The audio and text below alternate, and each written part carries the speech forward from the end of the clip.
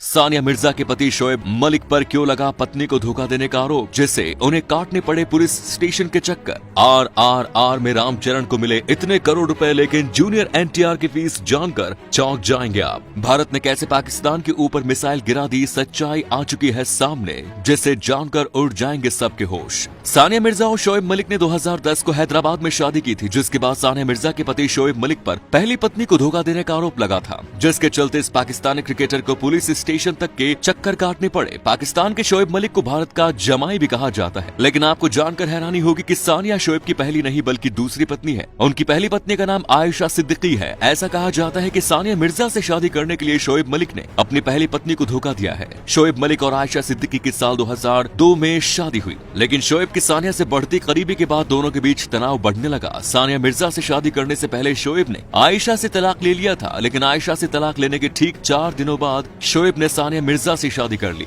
RRR movie theatre में release हो चुकी है और ये खूब जम के कमाई कर रही है, लेकिन RRR के लिए रामचरण और जूनियर NTR के साथ आलिया भट्ट और अजय देवगन के फीस जानकर आपके होश उड़ जाएंगे। रामचरण मूवी के लीड एक्टर हैं। साउथ इंडस्ट्री के बड़े स्टार्स में शामिल रामचरण RRR में अल्लूरी सीताराम राजू का रोल निभा रहे हैं, जिसके लिए उन्होंने 45 करोड़ रुपए की मोटी रकम वसूली है। RRR के दूसरे लीड एक्टर जूनियर NTR को भी 45 करोड़ रुपए दिए गए हैं। आलिया भट्ट ने सिर्फ 20 मिनट के रोल के लिए 1 से 2 नहीं बल्कि 9 करोड़ रुपए लिए हैं। वही बात करें अजय देवगन की, तो उनका भी छोटा लेकिन मजबूत रोल है। अजय को RRR के लिए 25 करोड़ रुपए दिए गए हैं। वहीं RRR के डायरेक्टर राजामौली फिल्म के प्रॉफिट शेयर का 30% हिस्सा लेंगे। हाल ही में पाकिस्तान ने भारत पर इल्जाम लगाया कि भारत ने पाकिस्तान पर एक मिसाइल गिराई है, जिससे उसे काफी नुकसान हुआ है। वैसे पाकिस्तान दूसरे देशों में भारत की इमेज खराब करने के लिए ऐसे झूठे इल्जाम भारत पर लगाता रहता है, लेकिन इस बार ये इल्जाम सच निकला, क्योंकि भारत ने खुद इस घटना पर खेद जताया और कहा कि रूटीन मेंटेनेंस के दौरान गलती से मिसाइल फायर हो गई थी, लेकिन पाकिस्तान को लगा कि शायद इंडिया ने फिर से कोई सर्जिकल स्ट्राइक कर दी है। वैसे मिसाइल खाली थी, उसमें कोई हथियार नहीं था, नहीं तो पाकिस्तान साफ हो जाता। पाकिस्तान ने कहा कि उसकी एयरफोर्स इसकी निगरानी कर रही थी, लेकिन आखिर सवाल उठता है कि जब पाकिस्तान की एयरफोर्स भारत की तरफ से आ रही मिसाइल को देख लिया था, तो इसे मार क्यों नहीं गिराया, जबकि सर्जिकल स्ट्राइक के बाद डर कर पाकिस्तान ने चीन से एयर डिफेंस मिसाइल सिस्टम खरीदा था, लेकिन भारत के इस मिसाइल को चाइना का डिफेंस मिसाइल सिस्टम भी नहीं रोक पाया। वैसे भारत की इस गलती से युद्ध भी छिड़ सकता था, क्योंकि भले ही मिसाइल पर कोई वेपन नहीं था, मगर पाकिस्तान को ये बात थोड़ी ही पता थी। शायद वो ये मान लेता कि भारत ने उनकी ओर मिसाइल दागी है, जिसके बाद पाकिस्तान जवाब में मिसाइल छोड़ देता।